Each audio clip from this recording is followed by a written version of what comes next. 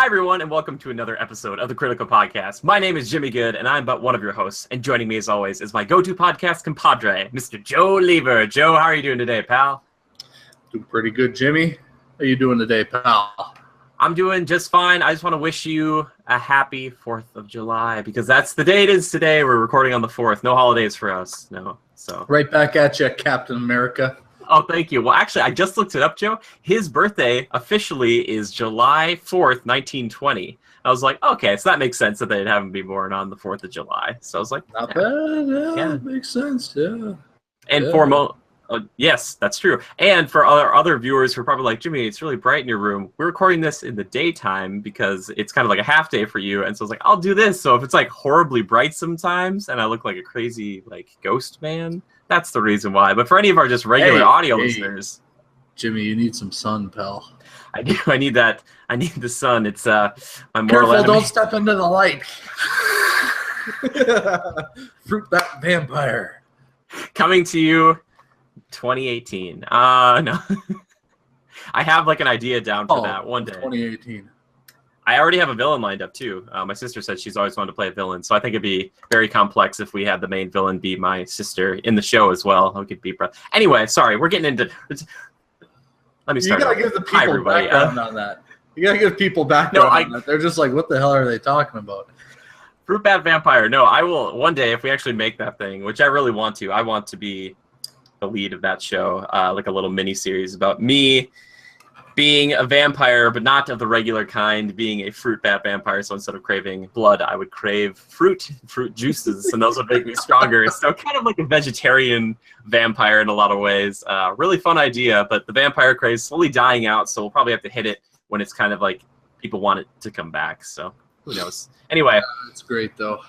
Yeah, one day, and then maybe Joe will be in it too. But for all of our Legionnaires who are here on a weekly basis, thank you so much for tuning back in. And for anyone who's joining us for the very first time, we talk movies, we talk TV shows, we talk video games, we talk all those things we love so very, very much. But first, before we get into the meat of today's podcast, which is going to be talking about the Spider-Man franchise as a whole, we're going to start with a little bit of news. And I've got some great news about Wonder Woman, Joe. You ready for some great news about Wonder Woman? I'm ready, dude. I'm ready. Lay it on me. That gets me excited. Yeah, so it'll lead into a podcast right there. I tell you what. Wow, I feel like we should start off every podcast with Wonder Woman. Okay, so we know that Wonder Woman is now the highest-grossing film directed by a female director, which is really cool. But now, Joe, now it has even surpassed. It surpassed every other DC film as far as an opening, as far as a total goes. So right now, it just crossed over the $331 million line, beating out Dawn of Justice, Batman versus Superman Dawn of Justice, which was $330 million. So it's the highest-grossing DCEU to date. And the really, really interesting fact about all of this is it took Dawn of Justice 12 weeks to hit that. It took Wonder Woman 4 weeks to hit that, which is really freaking good. Like, Batman and Superman, like, Wonder Woman's done better than Batman and Superman together, and she was in that movie too. It's like, that's incredible. Like, that is amazing. Like, you know what I'm saying, Joe? It's like, how? Yeah. Well, now think of this, Jimmy. Marvel, they're almost approaching $1 billion on most of theirs, aren't they? Yeah, for like Avengers and stuff, like they usually cross over $1 billion for both the Avengers films they have, and then I think Captain America: Civil War did, and then maybe one of the Iron Man. Iron Man always does incredibly well. Some of the solo hero films for Marvel, have they more been mid 500 million, somewhere around there? I knew you were gonna ask this, and I didn't look it up because I was like, maybe he won't ask this, and I won't have to look this up. I was like, No, I'm sorry. I'm totally curious to see how it compares. I want to see how a solo hero film from DC compares to a solo hero film from Marvel, just because I want to kind of, I want to compare that a little bit because I want to know how DC's doing in the grand scheme of things. Obviously, Dawn of Justice was an Avenger-style film. It was a bit of a flop. Obviously, it was okay, but yeah, it still did well. But the fact that it wasn't critically loved too, I think, really hurt it. Overall. So, man, this is going to be tough for me to understand. Okay, this is adjusted for ticket price inflation, and these I think these are just the grosses in America. I could be wrong about these. But for instance, oh man, that one did really well too. I'm just like looking at like the Guardians of the Galaxy stuff, and I'm like, oh my gosh, total grosses for these ones. So these ones are, I think these aren't total worldwide grosses because these should be higher, I believe. But oh, here we go, worldwide unadjusted. Okay, here we go. So for instance, Joe, the first Avengers, $1.5 billion, and then Avengers: Age of Ultron, 1.4, I believe. Iron Man 3, 1.2. But so for you're looking for something a little bit closer to that, that would be something like Captain America: The First Avenger, which is like 370, which is kind of the lowest one. Okay. So typically Marvel films just do really freaking well. And because DC has not done super well lately, I think a lot of people were kind of like, oh, How about Winter Soldier? How about Winter Soldier? Where's that one fall? Right now, this is off Box Office Mojo. It says 714 million, I believe, worldwide. Wow, that's pretty darn good.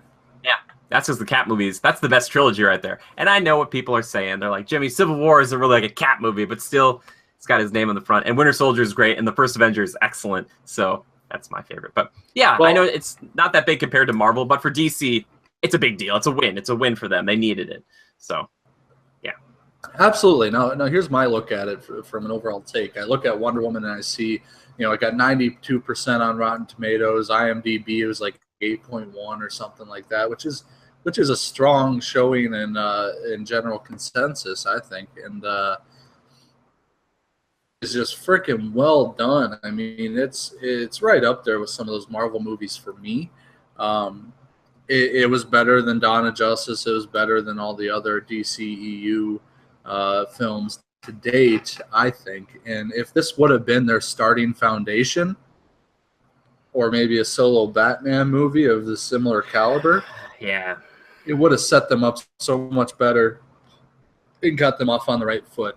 Man of Steel, I don't think they ever intended for that to be the foundation for it all. It was just kind of a trial thing, I guess, is what we talked about before, which is unfortunate, but I think this movie even outshines that one. As much as I liked Man of Steel, I think it was a good start, but this one would have been the right foot to get off on, and I think this is a good.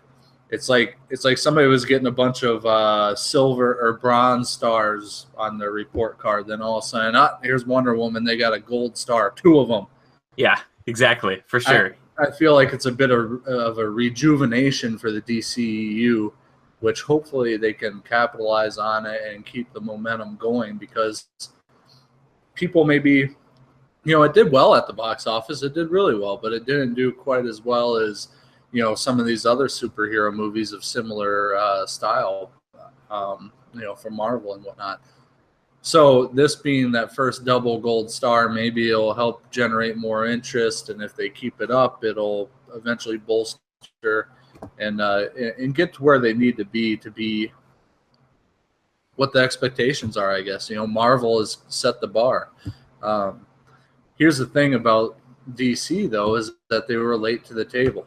A lot of things have been picked over already, and so it's a little tough, and they have to establish themselves amongst a bar that's been set very high. Yeah, well, a lot of that has to do with Christopher Nolan's Dark Knight trilogy. He kind of wanted his own thing, and that delayed severely the progress of them building an established shared universe, because he's like, I don't want this to be tied in with anything else. I want it to be its own thing. And they're like, all right, well, it's critically and acclaimed. It's very popular. People really enjoy these films, so we'll let you do whatever it is you want to do, and then we'll worry about playing catch-up afterwards. So that's why they're doing that now. But hopefully all it does is kind of boost the sales for Justice League. People say, oh, Wonder Woman's in that too? I love Wonder Woman. I want to go see her. So hopefully they do her justice in this film as well, and they don't just kind of, relegate her to the back lines. But you kind of mentioned something about Batman, Joe, and we got a little bit of news on him too this week. The director who's doing War, or it just did War for the Planet of the Apes, I think that's right, Matt Reeves, said that this Batman's going to be more of a noir style kind of investigation film, more of like kind of getting into Batman being the world's greatest detective. And I just like, okay, that's kind of interesting. We don't really talk about that too much. Once in a while we'll get things where he's kind of investigating something. He's like trying to find like a bullet in a brick or whatever, but it's not usually focused on that as much. And that makes me, I'm both intrigued by it, but also concerned, because I think like, oh, they're definitely getting rid of Deathstroke. Like, they have to be at this point, right? Like, if it's going to be a noir, like who did it? You know, like, this person was killed not by any regular knife. It was a katana. You know, like, it's not probably going to be that. It could be, I suppose. But I wonder what they're going to do. And it's apparently supposed to be more from just Batman's perspective. They're going to try to, like, narrow in on that. Just want to know what you thought about that. Do you like that, or are you kind of hesitant to hear that?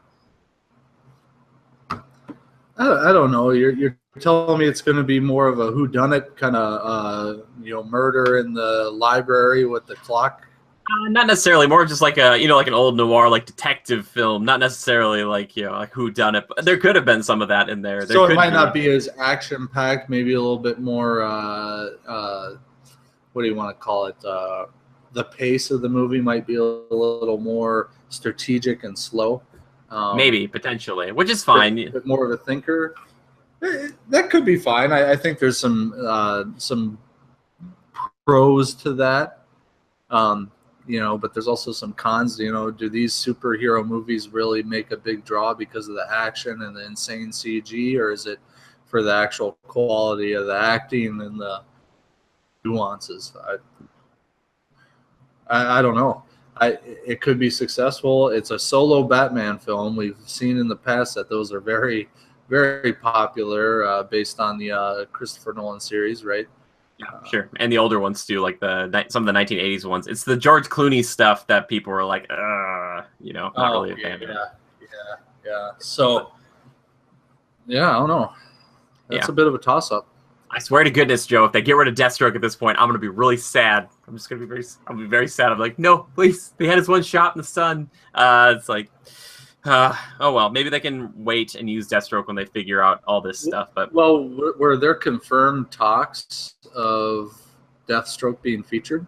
Yeah. Remember we talked about this a while ago. Joe Manganiello, like they said, confirmed, and he started like practicing and like training and stuff. He was like doing a bunch of sword training and all this stuff. And now he's like put on hold. Joe Manganiello, he's Flash from the first Spider-Man. He's the bully, the guy with the spiky black hair. He's been in other things too, but that's the one I know him best from.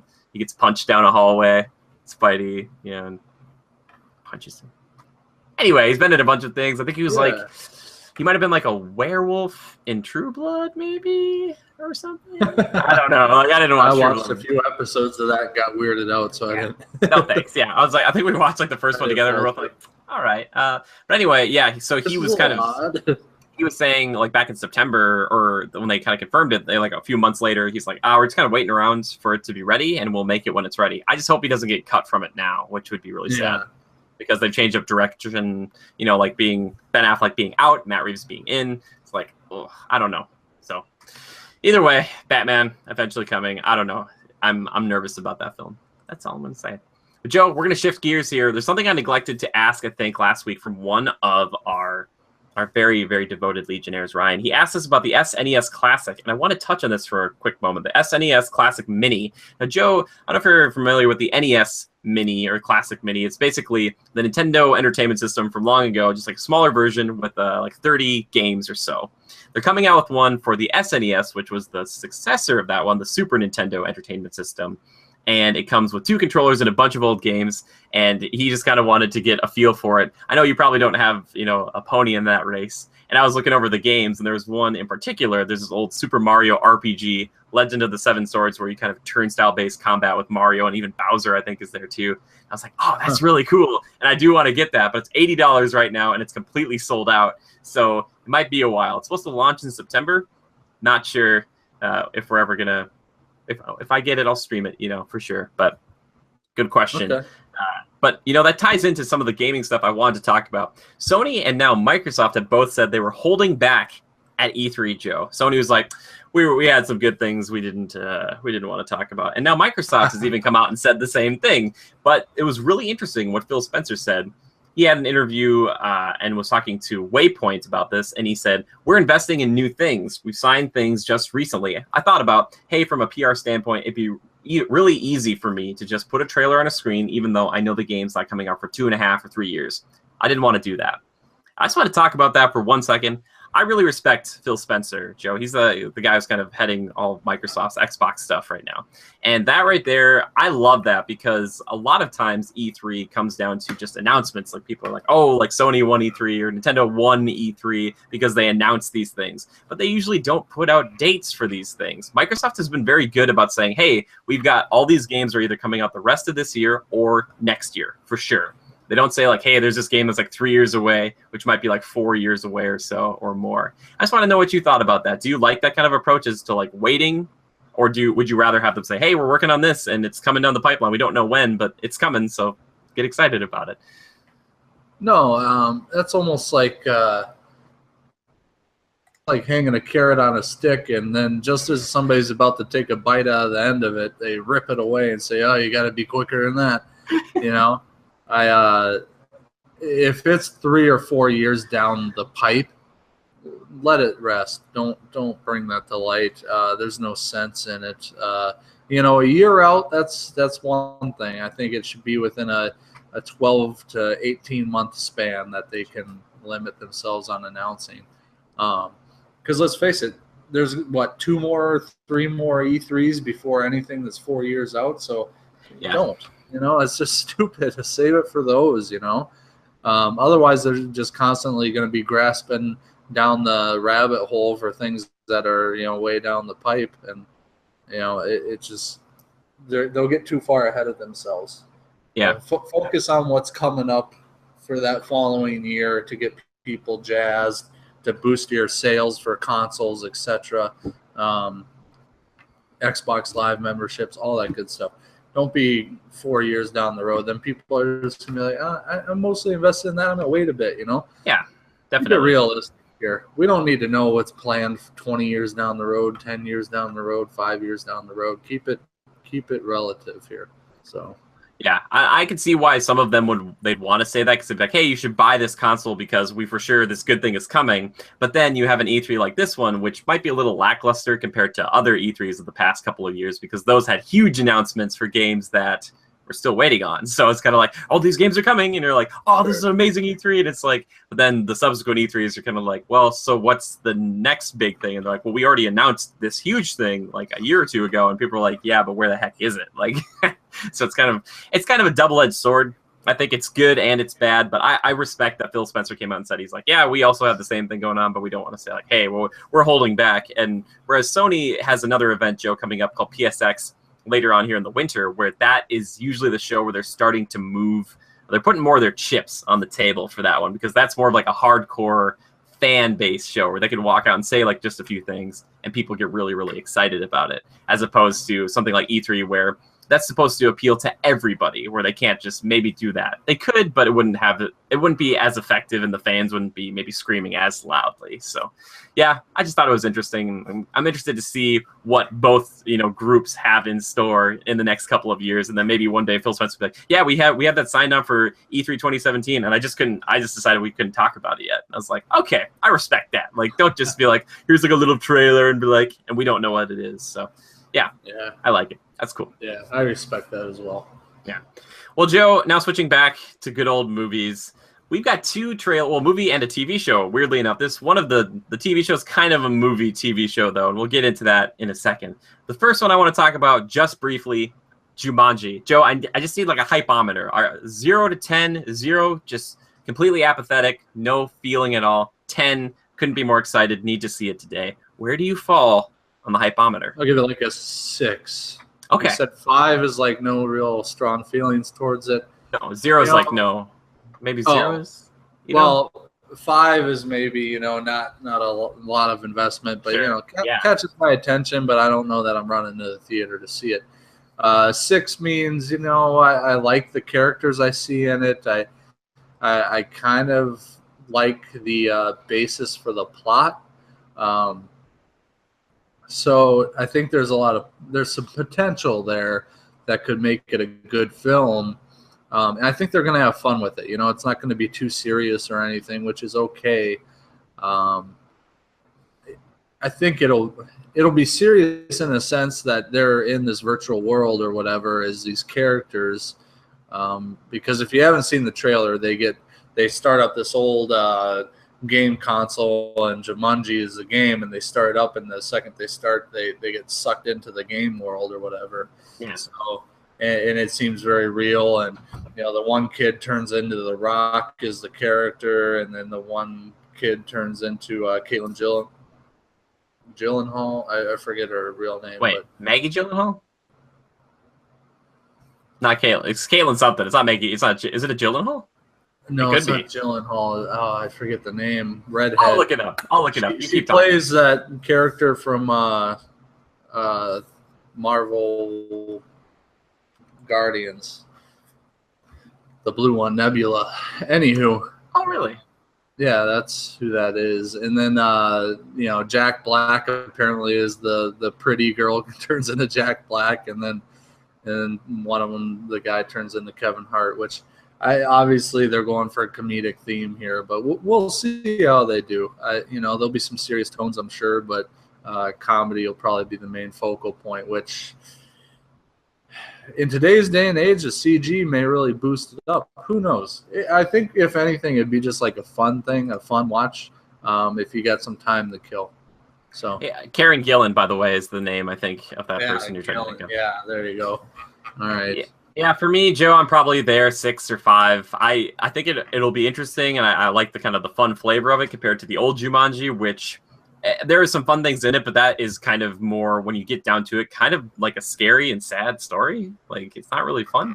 And I'm interested to see where they take it. I like the whole comedy aspect of it, but we've been burned, Joe, by Kevin Hart and The Rock together. Central Intelligence is a horrible, horrible film, and I don't trust that duo. I really don't. And Jack Black is coming back to play the same guy he played. Jack Black. He's coming back to play the same guy he did in King Kong, the Peter Jackson King Kong. And I don't know, man. Like, I don't know.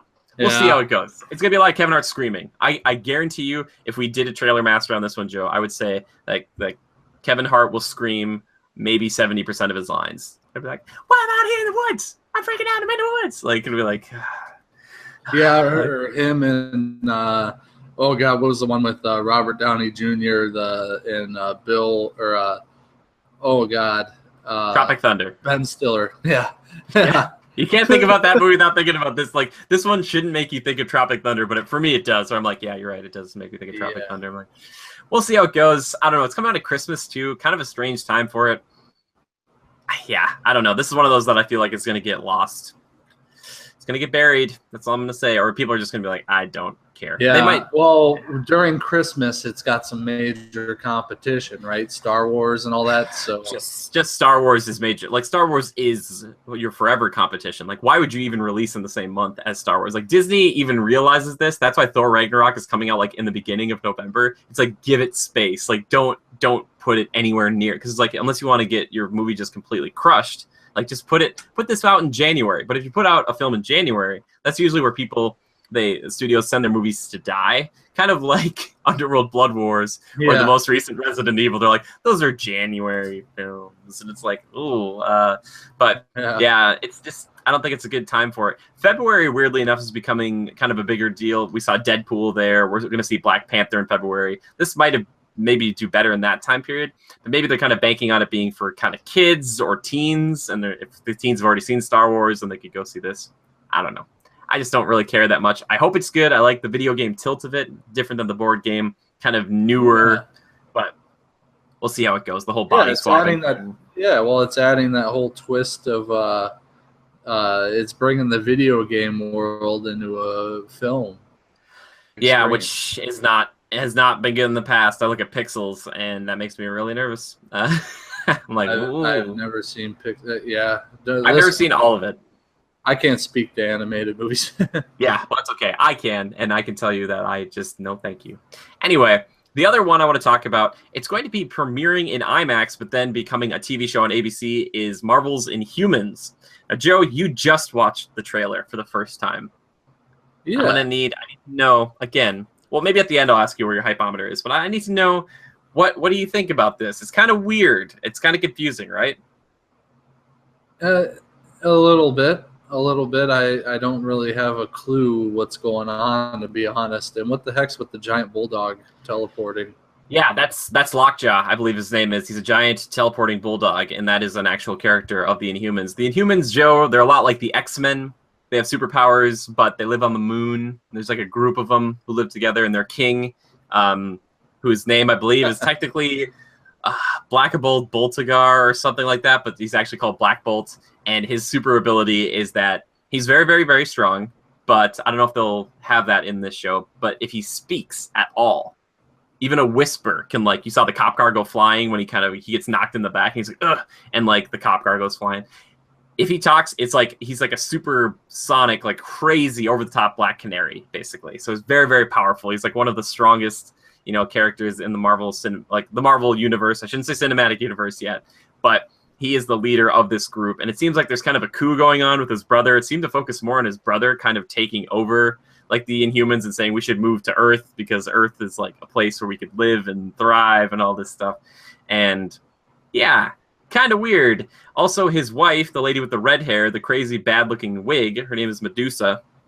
And we talked about this a while ago, Joe. Her hair is like, she can kind of manipulate it, and it's really, really strong, and she can like skewer people or pick people up and do a bunch of stuff with that. We don't see any of that in the trailer, which is probably a good thing.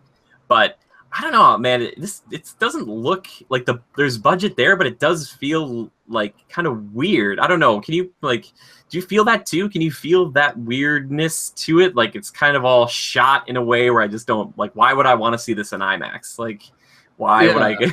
Yeah, there's nothing there that. First of all, it's hard to tell exactly what's going on or what the plot is. Yeah. I mean, it looks good. Don't get me wrong, but there's just so much unknown about it, and the characters are kind of obscure. You don't know a lot about them. I don't know a lot about them. It's not like Spiderman or one of the mainstream folks coming to the screen. So maybe that'll generate some interest from the people out there or the viewers, but yeah, I just don't know. It looks cool. I don't know that I'll see it in IMAX. I might watch it on ABC or something like that, or catch it later. I don't know, like maybe somewhere, like I'm trying to think of a way to say this, but something along the lines of Guardians of the Galaxy, only half that. You know what I mean? Yeah, definitely. Yeah, well, it doesn't seem to have kind of any. Not that it needs to have the same thing as Guardians. It doesn't need to be humorous and kind of edgy like they are, but it doesn't really seem to have any type of heart right now that we know of. It doesn't seem like there's a lot of like soul to it. It just seems very like everyone is kind of angry and the world is kind of a weird place and we all live on the moon. There's just like a lot of questions. We don't necessarily know who these guys are. If you've been watching Agents of S.H.I.E.L.D. like I have, they have talked about Inhumans a lot on there, but this is kind of a different thing almost altogether. I'm sure it'll tie in. I'm sure it will. But right now it seems kind of odd. So I'm not really sure what is going to be the aftermath of all this. If this is going to do well, if they plan on ever tying this very kind of big, it's a big deal. The Inhumans are kind of a big deal to Marvel, and they're kind of like X-Men right now. That's the closest thing they have to X-Men. It's kind of filling that void, so to speak. Okay. So, sure. Kind of like a group of like a family of superpowered individuals who aren't necessarily loved everywhere they go.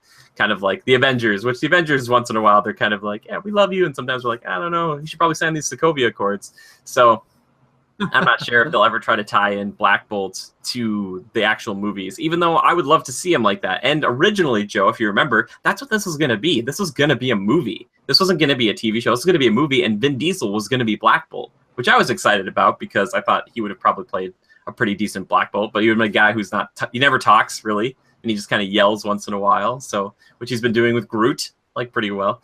So, I don't know. I'm nervous about this film, this TV show. It's not really a film, but I don't know if I'll see it in IMAX.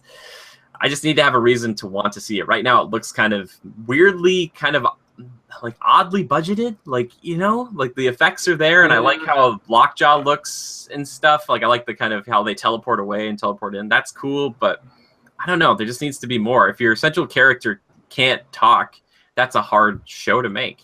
That's a really tough show to make. So that's true, and there's no doubt in my mind that the money and the budget will be behind it. I mean, think about who the powerhouse is backing this whole thing. It ultimately goes back to Disney. So Disney word there, but I think more than anything, I just want to know more about storyline and character, and then maybe I'll have a little bit more investment into it personally. But until then, it's kind of simmering at like a 6.5, 7 for me. Yeah, I was gonna say a hypometer for me would be around there too. It's much more than like maybe Jumanji, or like a little bit more than that. It outranks Jumanji by quite a bit. I guess it's kind of number wise, it's kind of close, but I consider it a pretty big jump. So yeah. Well, there's a difference between like I'm interested in this and I'm just kind of like meh to it. So yeah, I don't know. It's weird. It's weird. Both these trailers, neither of them got me really excited like Black Panther has in the past with Thor Ragnarok or something like that, where I was like, oh my gosh, I got to see this thing like immediately. Like after seeing Black Panther, I thought, all right, let's go. Like it looks like a little bit of the same as far as the car chase thing goes, but I was like, I just want more. Like Wakanda looks so cool. I'm like, please, more of that. So yeah. So hopefully we'll get some more interesting, good trailers coming up here in the future. But those are the ones I want to touch on. But Joe, we're going to move in here to the meat of the podcast. But before we do so, we have to do something we've never done on the podcast before, my friend. Today we are saluting our commander. We have a commander finally. If you're wondering what a commander is, it is one of our patrons who is serving at the $100 and up level. And we will salute you. So together, we salute you, Jonathan Larson. We appreciate all that you do. So thank you. Joe, you're with me on this, right? I can't. Big old salute. Big old salute. Very much appreciated. I can't, it kind of, it floors me, amazes me that people want to get involved in that capacity. And it makes me feel like when we sit down for 2.5, 3 hours and, plan out these podcasts and get into them and actually record them, it really makes it feel all that much more worthwhile. I mean, it's fun to us to start, but then the fact that there's an actual community feeding off of it, enjoying it, and actually giving back into it, it just amazes me, and I'm grateful for it. So I really appreciate it. Big old salute to you, Commander. Yes. So. Well, thank you. Our very first commander ever. So he'll be heralded for many years. I hope. So thank you so much. We really do appreciate it. Like I echo everything Joe just said right there. And even if you aren't donating at that level, which is totally fine, anybody donating or just even their time, it's just we really appreciate it. So exactly. I throw that in there, and we'll be doing that for every month. So if you want to be a commander and you want your name to be here on the show, and we will talk it out loud, even maybe if you have like a battle cry. If there's something you really want us to yell out for you every time, within reason, we'll do that. So thank you so much. But now, Joe, we're getting into the meat of the podcast here. Talking about Spider-Man Homecoming coming out later this week. But let's talk about the other Spider-Man films before. We have the Raimi trilogy and then the Mark Webb, Amazing Spider-Man 1 and 2. So, Joe, I think we should start with the Raimi trilogy. I really love this trilogy. I think it's still one of the best superhero trilogies out there. I know people have problems with 3. I know it's not perfect. I know they crammed our good old boy Venom in, who we love so much. He should have given, they shouldn't have forced Venom on Raimi, because Raimi just wanted to do Sandman. You go back and you watch that movie, it's so much more focused on Sandman as a character and kind of these beautiful and sad moments with him. And Venom's just kind of like, I hate Peter, blah, blah, blah. But as a whole, I think that one's really, really good. I personally prefer Tobey Maguire as Peter Parker over Andrew Garfield, but I like Andrew Garfield's Spider-Man better than I like Tobey Maguire's Spider-Man. They didn't give Tobey Maguire's Spider-Man enough quips, but I still appreciate him because you get a lot of time with Tobey Maguire as Peter Parker. Also, I will say this, I still think that original Spider-Man suit, it's pretty badass. Like those eyes and everything, he looks kind of scary, or a little intimidating. You're like, that guy, I wouldn't, like the other ones in the Amazing Spider-Man, especially 2, he's a little more kind of comic booky, kind of like the bigger eyes and kind of a little kind of shrimpier. And it's like, that's fine. But that first one, you're like, okay. You can't really portray a lot of emotion with that, though, which is unfortunate, which they've kind of remedied now in Spider-Man Homecoming with the tech. You can kind of have the eyes go up and down and kind of surprise face and angry and sad and all that, which I like. But that original trilogy for me, Joe, is really good. But do you have a preference? Do you have any favorite Spider-Man, films of any of those 5 that we've had previously? I think the Sam Raimi ones were more true to the Spider-Man. I appreciate. I agree with your sentiment. Is the actual Spider-Man himself when Toby has the suit on? There aren't many like funny quips, as you put it, or jokester kind of quick-witted responses or jokes and that sort of thing. Like, oh, you shouldn't have done that. Whatever. Yeah. That's where Andrew Garfield's Spider-Man kind of hones in on that character portrayal. But I think Tobey Maguire played an excellent Peter Parker. I think Peter Parker's demeanor and everything was hit real well there. But the Andrew Garfield series, or the what would it be? Who was the director of those? Mark Webb. Mark Webb, yeah. So that duology, I appreciated the first one. I kind of enjoyed that one and walked out of it feeling pretty good. The second one was, well, let me replay this. Garfield's movie, how many were there? There's only 2 of Andrew Garfield's movies. Yeah, well, the first one was the lizard guy, right? Yes, the lizard. The second one was everybody else. Who's the electric guy? Jamie Foxx. Electro and Green Goblin and the Rhino. Yeah. Featured a little oddly, like Green Goblin came in at the very tail end, trying to set it up for more in the future. I don't have huge problems with those. The Amazing Spider-Man series was pretty good. I don't harp on them too bad. I know you like to complain that Andrew Garfield was too hipstery. He's too much of a. He's like so pretty. But it's hard for me. Like, I always think of Peter Parker being like the guy that we all relate to. Like, he's like the most gorgeous, like, skateboarder, hipster, stalker out there in the world. And like, his biggest problem is he can't talk to Gwen, but he ends up, she loves him anyway. I'm like, okay, sorry, keep going. Yeah, like on paper, you think that that's what Peter Parker is, but in the animated series and all that, he's built out or illustrated in a way that he's looking. He doesn't look like much of a nerd or anything, and he's kind of ripped and all that. I mean, I don't know. I relate it to that the most of all, and I don't know. I appreciate some of the design aspects and environments from the Sam Raimi trilogy, but there's some pros and cons to both. But Sam Raimi, I think, hit it home with his series a little better, and it doesn't feel as congested. Sure. Except for that last one.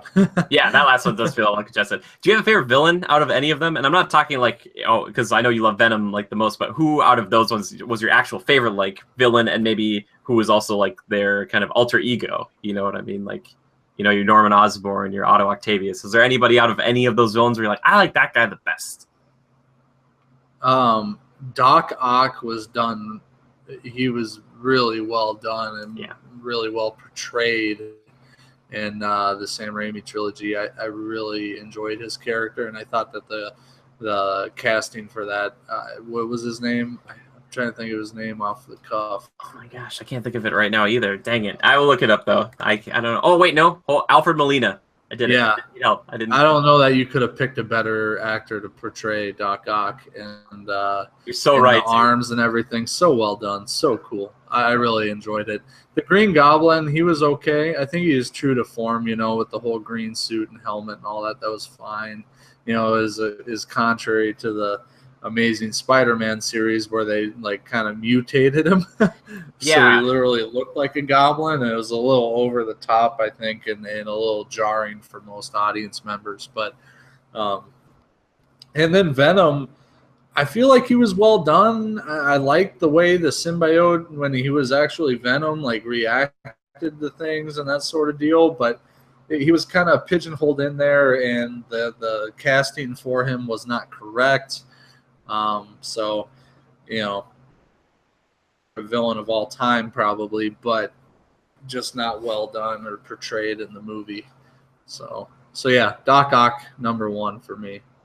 Yeah, you're right. Every time I see Alfred Molina, I always think like I should go back and watch Spider-Man 2 because you're right. He does a really good job of embracing both sides of that. I think they do a really excellent job. Raimi does of introducing you to him, and he's very similar. It's always like a father figure that turns on him. At least in some of these Spider-Man films, there's like 3 of them that it's like that. But Yeah. you get to see what Otto's about, and you get to see his relationship with his wife, and they talk about, you know, how the arms have artificial intelligence and their job is to basically make this machine work. And they have that nice moment where he's kind of in the middle of that whole experiment, and there's kind of one of like he's got those black, you know, like goggles on, and one of them's glowing, you know, in the reflection of it, and he's like, the power of the sun in the palm of my hand. And you can see like there's a little bit of darkness to Otto, that the arms, you know, once that inhibitor chip breaks, that the arms finally play off of later on, where he's like, oh, I know the inhibitor chip is gone, and I hear these voices which they're like, hey man, you should probably keep building this thing. And it's like, yeah, you're right, we have to build this, we have to do this. Yeah, it's unreal how those play that role, and it's basically this is telling them to do this, or the machine basically is kind of taking over. But it almost has a natural sense about it. I don't know. It's kind of, now that you really bring that to light, it's kind of odd. Yeah, but it makes sense because they have that intelligence, and their only goal is to like make this experiment work. So that's why they wouldn't have a problem with like getting money and getting, you know, funds to build this thing, because that's all they want to do. They just want to build this thing. That's all they care about. They don't care about taking over the world. They're just like, we need to build this thing. That's what we were programmed exactly to do. And you're right, but yeah, and I don't know, more than anything, I like the aesthetic of it, the design and the way they move, and the way he moves and interacts with things. I think it's really cool. And even it looks a little dated, but there's a really good blend of the CGI arms and then actual practical effects with the arms. There's a really cool moment when he's going over plans. They always shoot back to him in that like facility on the water, and he's like, one like comes over, like gives him a cigar, other one's like lights a match or whatever, and like lights up the cigar while he's working. It's like, that's so cool. And like watching that fight scene between him and Spider-Man, that one kind of near the middle or the end of the second act, where they're falling off the building, they're fighting, they fight onto the train, they're falling together. It's like this octopus versus the spider, and they're going all over the place. And then he ends up just saying like, you know what, Spidey, like, good luck trying to save this train. And then it feels so good. It feels so comic book. It feels so like, dang, you got it. Like, I love it. I love Doc Ock. And then his redemption, which is really fun because not that's a lot. True. The redemption. I think that's a great feature in that film. Yeah, he's like, I will not. No, it's fine. He's like, I will not die, monster. And I kept thinking, you probably could have done this without dying. Like, you probably could have snapped those things and been like, float away. Like, you know, turn the little arms into little propellers. And you're like, ooh.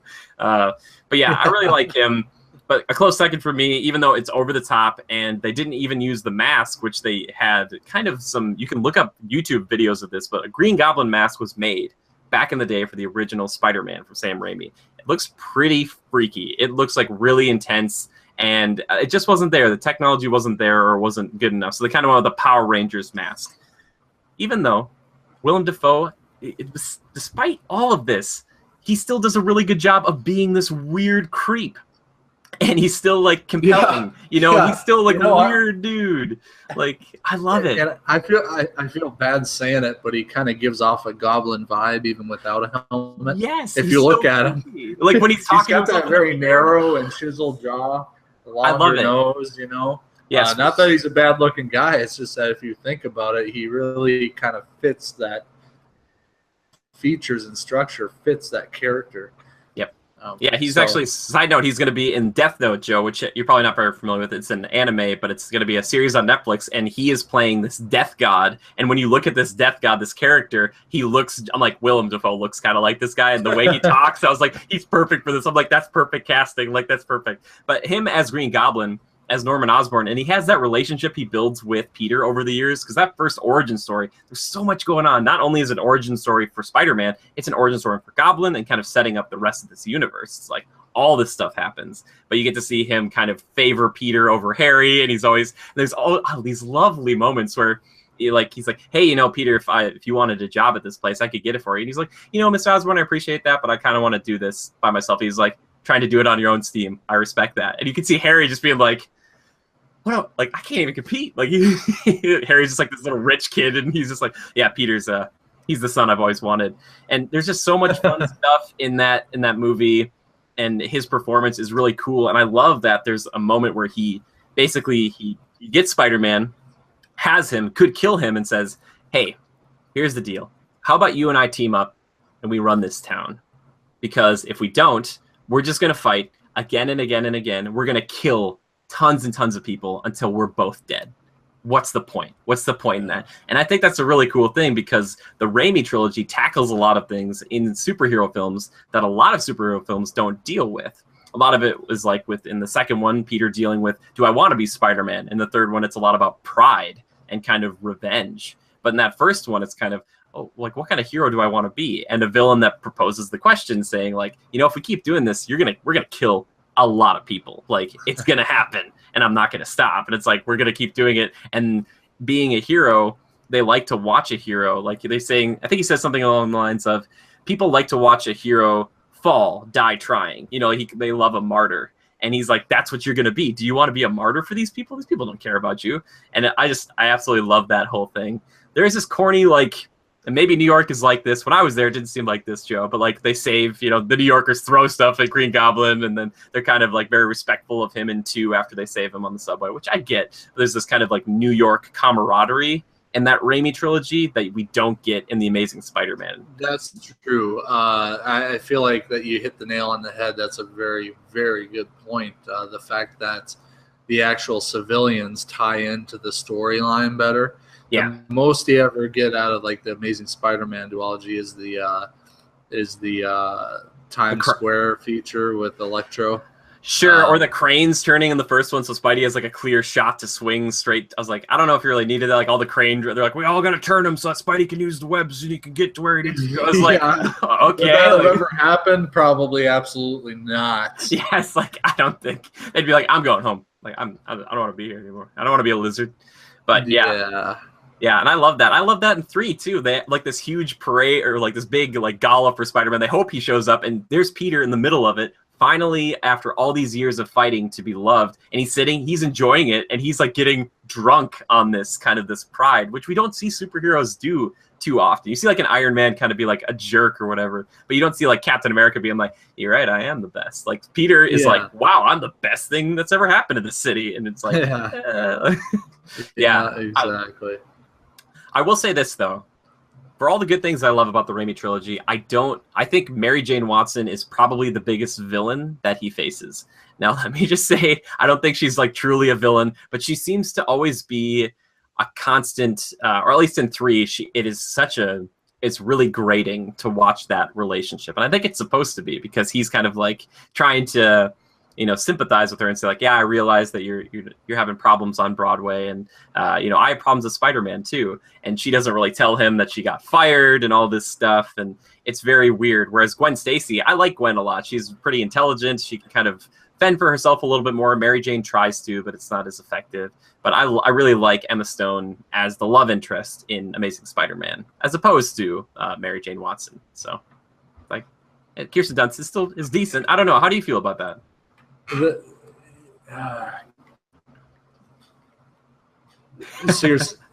trying to grasp this a little bit. So you're trying to compare the Gwen Stacy versus the Mary Jane Watson.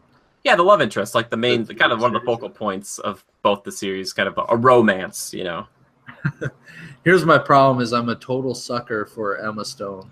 Well, then you side with me. Then that's fine. Which is cool. I'm a sucker for Emma Stone. I feel that her acting and portrayal of the character is Gwen Stacy was very well done. I enjoyed it. I felt that was probably the one really good thing of that duology. But is Sam Raimi, for some reason, Kirsten Dunst, I don't know what it is. She has no appeal to me whatsoever. Maybe it's a physical thing. Maybe it's could be. Maybe her is a vibe that you get. I don't know. There's something about her that I just don't dig, and to me, there's a little bit of a flat line there because of it. So, in fact, that's probably listed under one of the cons for that trilogy for me. Not that she's bad, not that her acting is bad. I think it's just something it's more of a personal feel for me. I just don't. I don't. It doesn't jive with me well, you know. So. Yeah. I will say this though, in the end of Spider-Man 2, the Raimi trilogy, I love the payoff that those two, spoiler alert, they get together. And after that first movie, it's so incredible because you see Peter kind of start off as this kid who's, you know, gets these powers and doesn't really know what to do with them, but then mature into this role and then say, like, you know, to her, he's like, I will always be here for you. And it's so hard for him. He's like, I'll be here as a friend, even though he's like, I don't want to be your boyfriend. I love you so much. You're great. And he kind of walks away from that. And then in 2, it's kind of like, all right, you know, you kind of did your time. It's fine now. The problem with Mary Jane is that she's usually defined by a guy. It's usually Harry, might be Peter, might be the guy from the originals who's in the second one, J. Jonah Jameson's son. She's always kind of like, you know, and then eventually in the third one, she's with Peter the whole time, more or less. But it's not really focusing on the good of their relationship. It's just like, oh, there's a lot of problems with this, and Harry's threatening me to stay away from you and all this weird stuff. It's like very, very odd. Whereas Gwen Stacy doesn't have to worry about, like, she's not dating other guys. It's just her and Peter's very strange relationship where he kind of stalks her a lot, especially in the second one. And she kind of likes that. And they can't be together because her dad said he shouldn't. And then at the end of the first one, he's like, but those are the best promises to break, or the ones that you can't keep or something. It's very strange. Their relationship is odd. And you can tell that they they have a relationship, they have chemistry because they're dating or they were in real life, you know, during that time period. So you're like, okay, you know, when they're together, you're like, you can sense it, right? You can sense that they're a couple. Yeah, that's for sure. Yeah. So I really like Spider-Man 1 and 2. I think they're really, really good. I think Spider-Man 3 has its flaws. I think there's some good in there though. I don't like that Harry gets sidelined for a bunch, but I love that sequence where they fight in the beginning, where Peter is not in, you know, the Spidey outfit. And he's got the engagement ring, and he's trying to worry about that more so than fighting Harry. And Harry's like, you know, you knew this was coming, Pete. Like, it's like, yeah. Oh my gosh, like revenge is happening in the beginning of that film, and that's a kind of a plot line throughout. And I really like that. I like Sandman; he's pretty cool, and Venom has like one cool moment where they're like showing TV cams of like this footage of like this monster attacking people. And I was like, oh, that's pretty cool. And then they never really got back to that too much, which was sad. But I like the team up. One glimmer of hope there. One glimmer of hope. And then I love how he laughs when he like pulls like Spidey down and like Sandman just bashing him. And he's like, nah, nah. And he's like, yeah, this weird like alien laugh. And you're like, okay, all right. But yeah, I think that original trilogy is so much better than the Amazing Spider-Man ones. There's some okay things in there, but it's just not as good. It just feels kind of heartless. And Uncle Ben, by the way, I forgot to mention this. Uncle Ben and Aunt May, infinitely better in the original trilogy. I love Sally Field, but I don't care about her nursing job.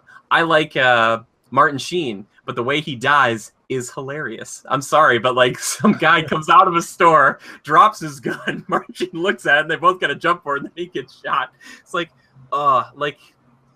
so stupid, right? Like the other Uncle Ben. Martin, let it go, man. Let it go. That other Uncle Ben, that scene, like when Peter gives up Spider-Man in Spider-Man 2, and he's talking to him in the car again, and it's kind of like they're in heaven or something, and he's talking to him, and he's like, Peter, take my hand. And Peter's like, I can't do it. And it's like soul crushing. You're like, don't let Ben down. Like, no. Yeah. But anyway, that's how I feel about those ones. Joe, do you have any other thoughts on Spider-Man, like the trilogy or the Mark Webb ones?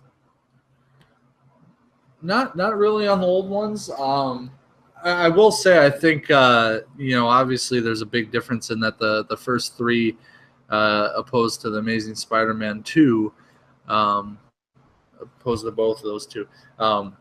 Practical effects used, no practical effects used. The only practical effect used in the Amazing Spider-Man movies is a suit. Yeah.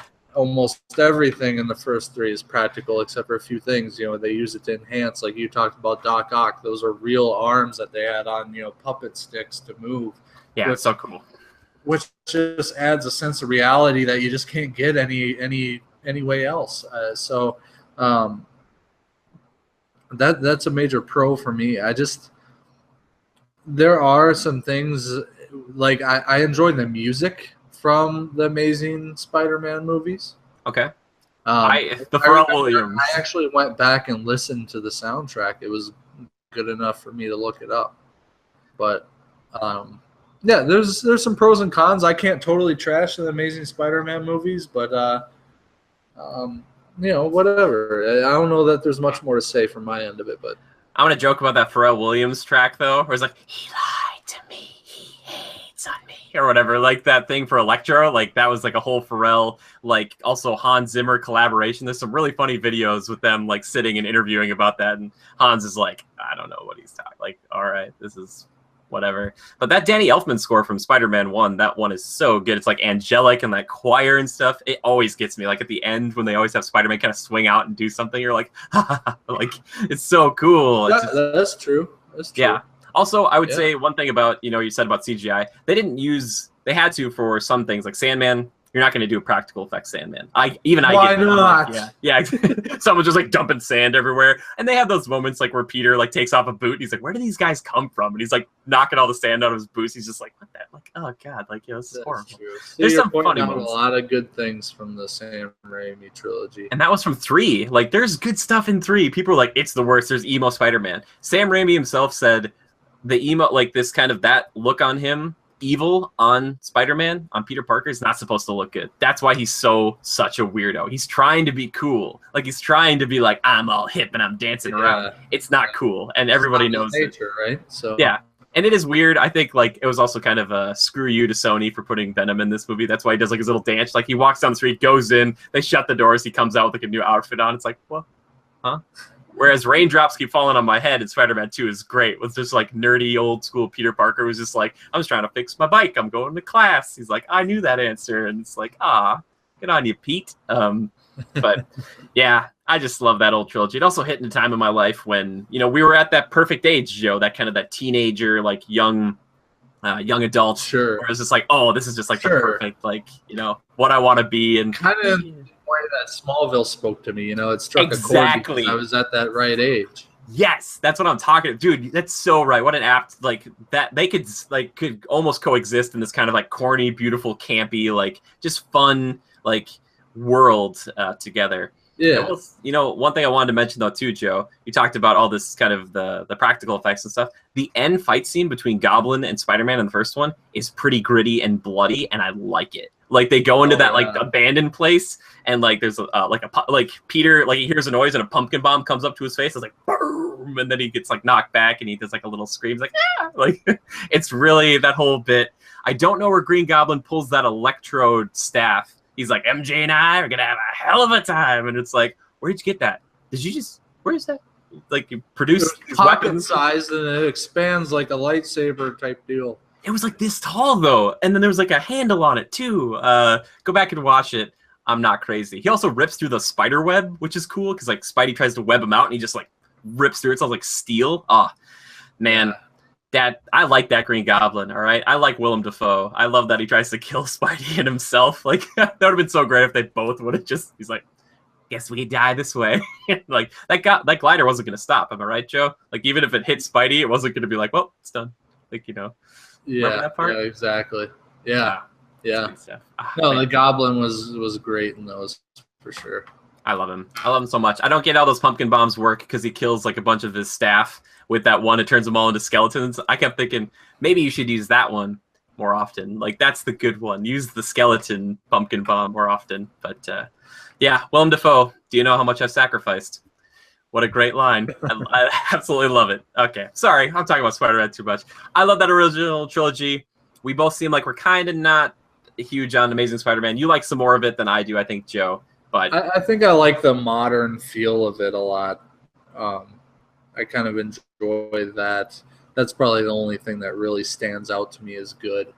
I just appreciate that modern feel a bit because I don't know, you're living in that day and age, and you go into a movie, it kind of speaks to you a bit more when it's more relative that way. But at the time that the Sam Raimi ones came out, it was relative as well. But for some reason, I just jive with the newer ones a bit better.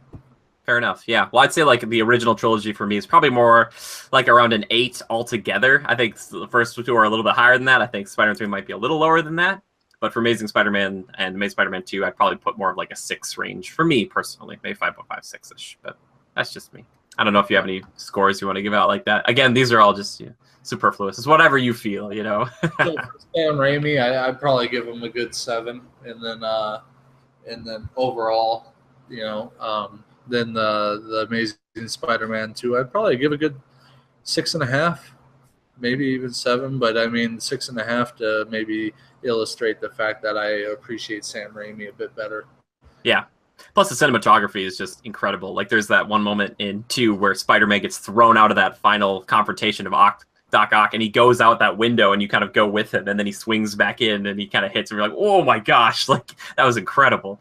So, yeah. Anyway, there you go, Spider-Man. I want to know what you guys think down below. Please let us know or tweet at us anytime. Which Spider-Man movies you like the most, which Peter Parker or Spidey or even villain or love interest that you love the most, or Aunt May or Uncle Ben. I just want to know. So, now, Joe, we get to get into another segment of the show that you always transition us into. What is it called again?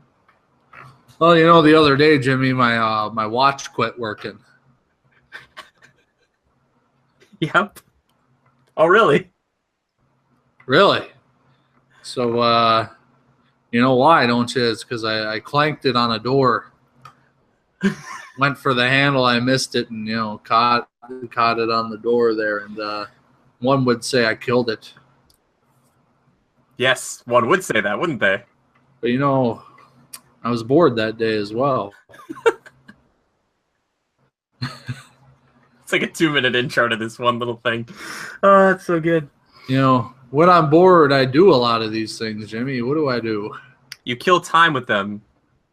Exactly. That brings us to Timekillers. That's right. It's time for Timekillers. The shows we've been watching, the games we've been playing, the movies we've been seeing, and the cookbooks we've been reading. Yes, the cookbooks too. For me, Joe, finished up Agents of S.H.I.E.L.D. Been playing some Diablo 3, Necromancer. I've got a video out about that, or it will be out soon about that. So that's about everything for me, though. Nothing else super fancy. A little bit of Overwatch with you, but yeah, new map, pretty cool, huh? Yeah, that's really cool. Yeah, I want to get more time on there, but it seems really neat. I kept thinking that's a good way to keep your people invested in a first-person shooter or any online game. Just keep that kind of free content coming. So I'll be honest, it actually really kind of grabbed me pretty good. I thought it was well done. A lot of different areas to go. Multi-tiered, very multi-tiered.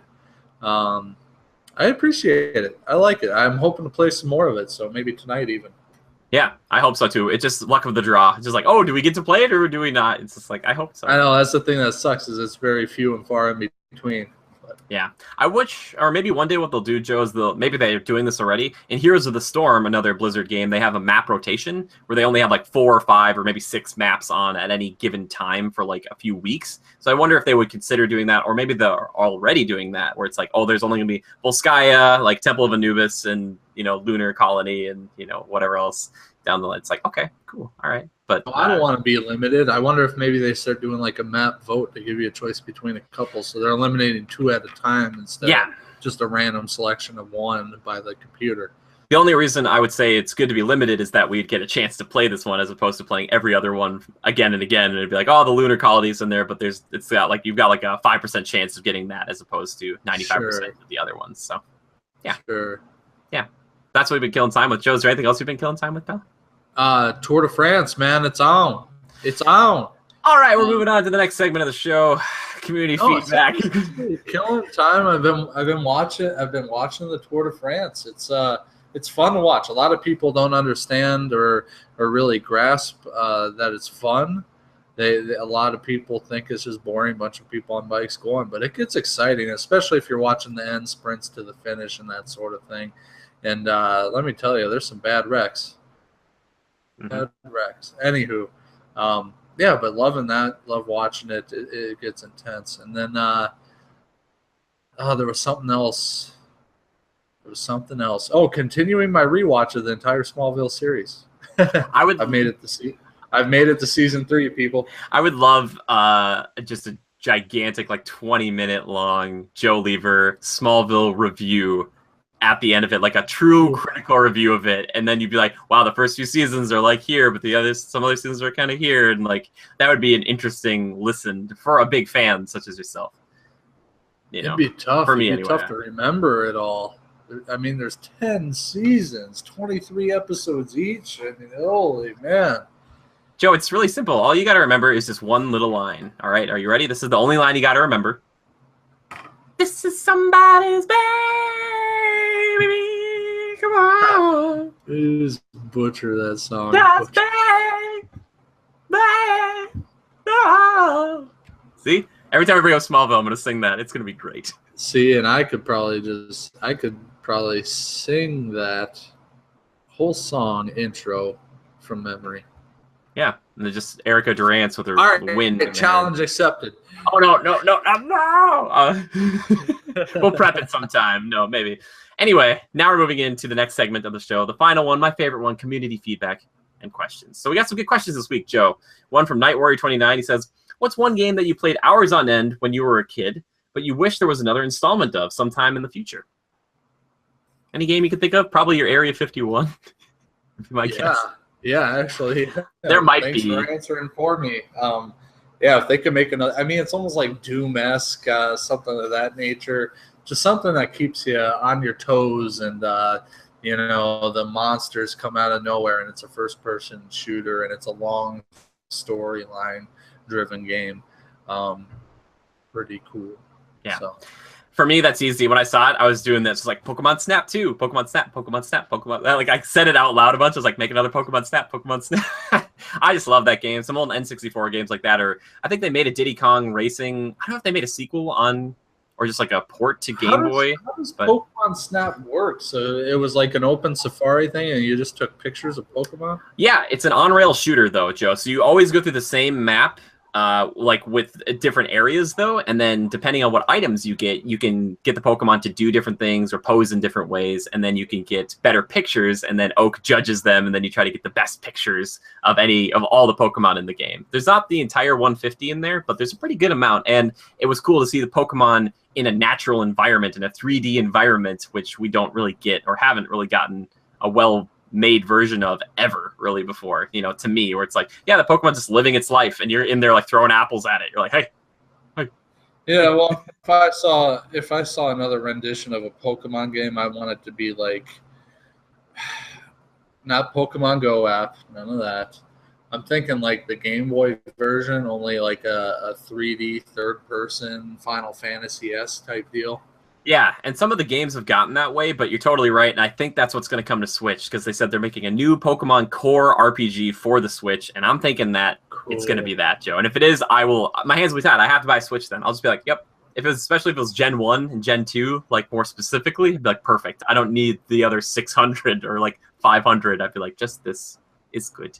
Thank you so much. But yeah, that would be. When I was a kid, I mean, I'm not embarrassed to say Pokemon was cool when I was a kid. I enjoyed it, and would that be enough for me to go get a Switch?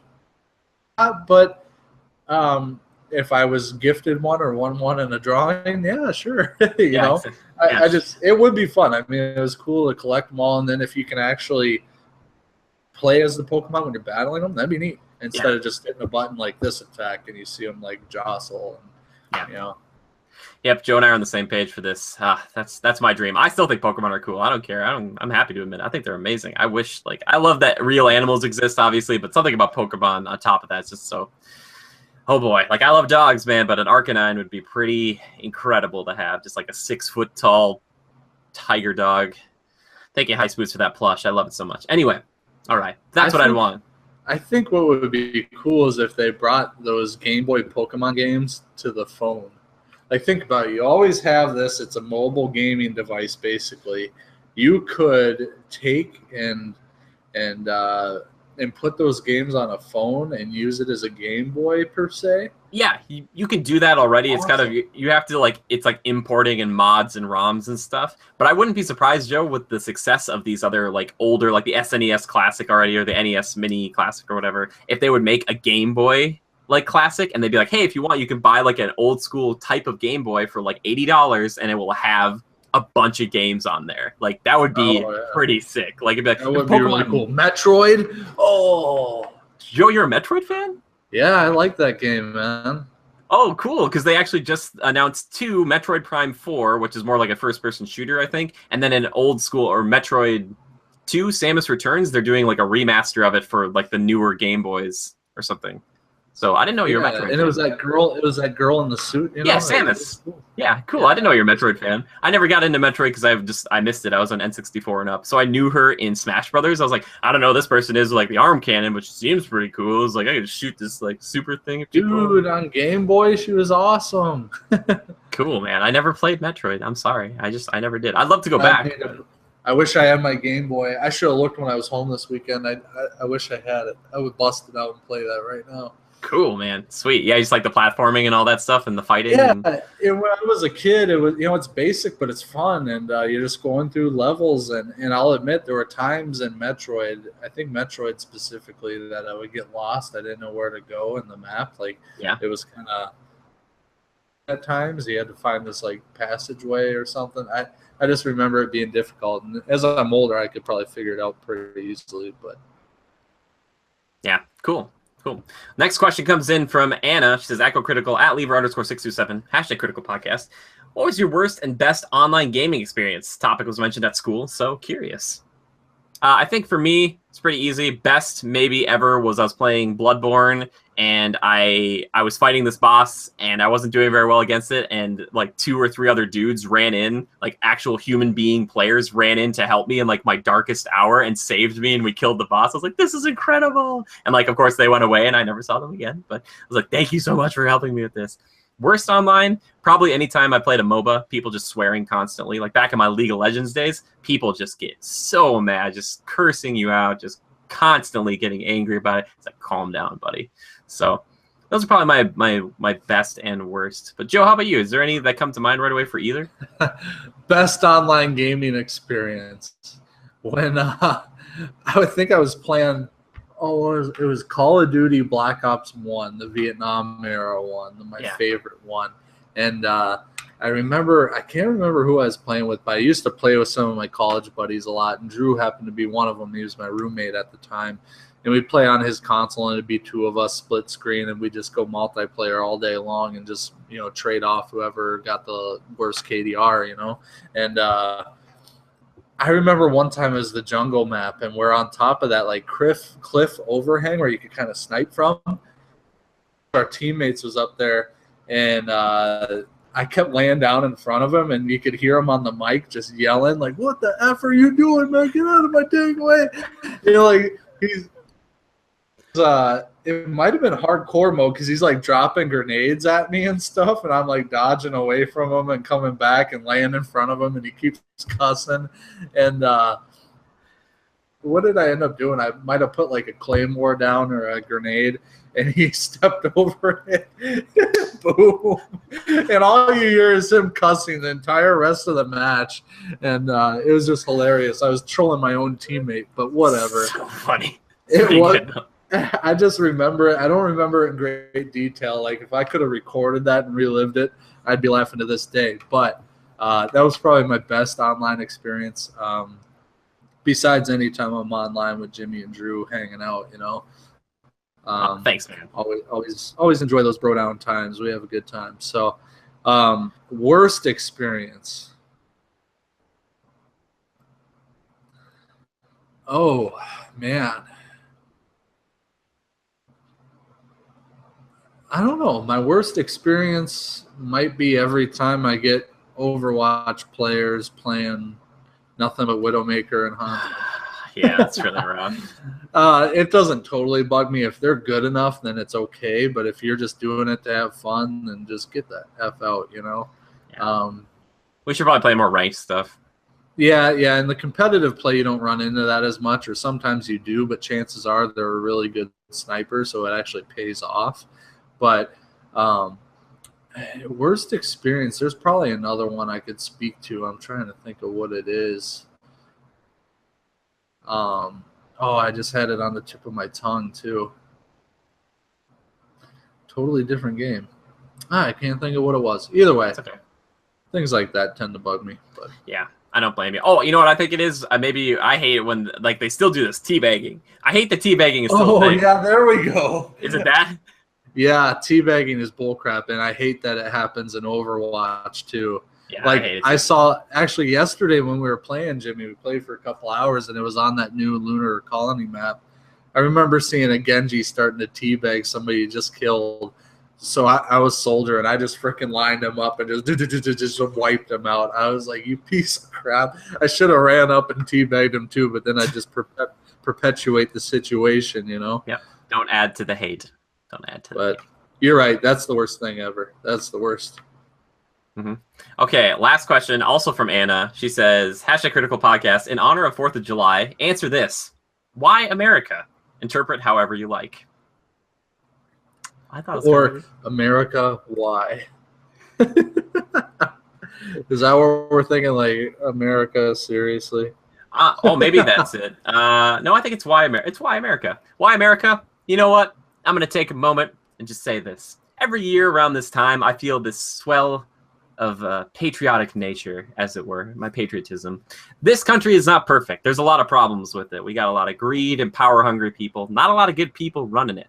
But for what it stands for, the freedoms and those things that people still fight for every day, the people who are marching, the people who are expressing themselves in a way that in other countries would get you killed, that's something beautiful. That's something that we should really cherish. Not only that, we have just everything here as far as like kind of geography goes almost. There's like, we've got deserts, we've got rainforests, we've got oceans on both sides of us. We've got everything. We've got mountains. It's such a beautiful, beautiful place with a bunch of beautiful, beautiful people. So why America?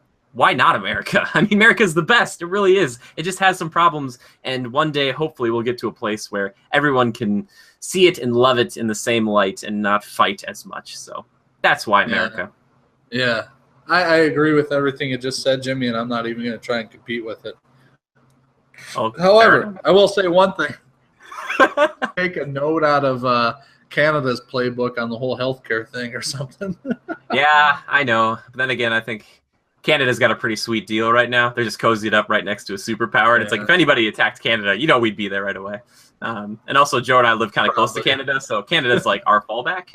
If it all goes south, we go north. You know, if something really bad happens, I'm going north. Just a few hours, I'll be there.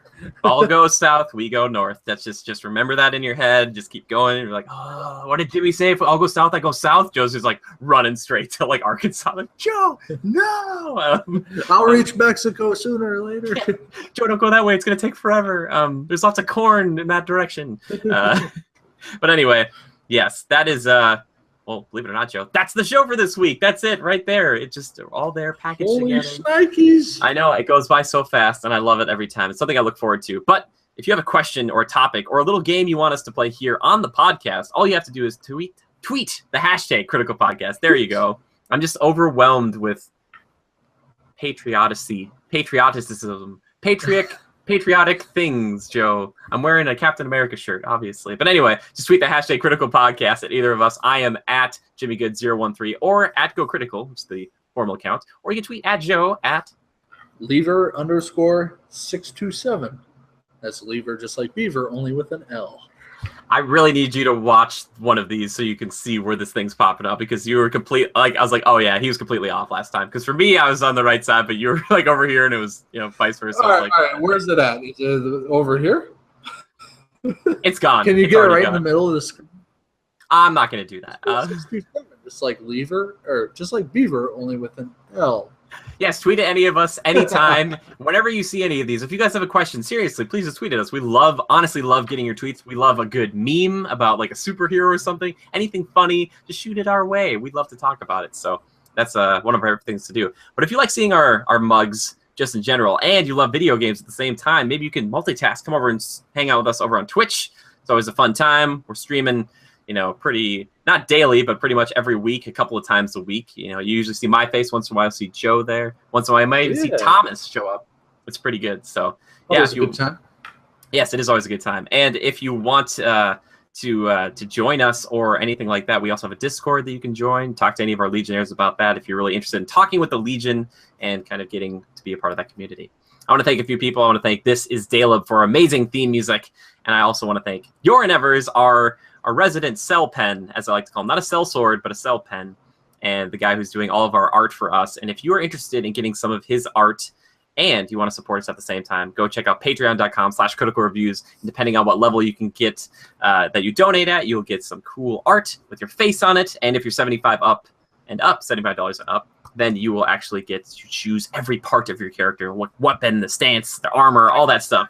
It's really, really cool. And it's something that I think it's really amazing. That's very cool. So thank you, Jorn, for doing that for us. It's amazing to partner up with somebody who's so very talented. Like, he's incredible. Because if you aren't even interested in that, just check out Jade Circle Art. You can see his art, and he does commissions. So that's another cool way to absolutely great stuff. And another shout out to our commander, Jimmy. Yes, Jonathan. Yes, Jonathan. Yes, a shout out to you. Well, we'll do it in the middle of the show. Maybe we'll do it at the end of the show. Again, we salute you. Thank you so much for anybody and all of our patrons who are supporting us over on Patreon. That is a huge thing to us. We really appreciate it. And if you can't support us, that's totally fine. Just you hanging out with us is a big deal. If you share us with a friend, that is also huge too. Because we've had a few people who are like, hey, like so and such said we should come check you out. I'm like, oh, it's incredible. Like, just come, have a good time, chill out, talk about all these amazing things. Just be jolly. So good. So thank you so much. Thank you, Joe, for another week. And we'll be back next week talking Spider-Man Homecoming, I believe. One way or another. I'm talking about it. So hopefully we'll all be talking about it. I'm excited about it. So thank you so much. Sure. And remember to adapt and overcome. And we'll see you next time.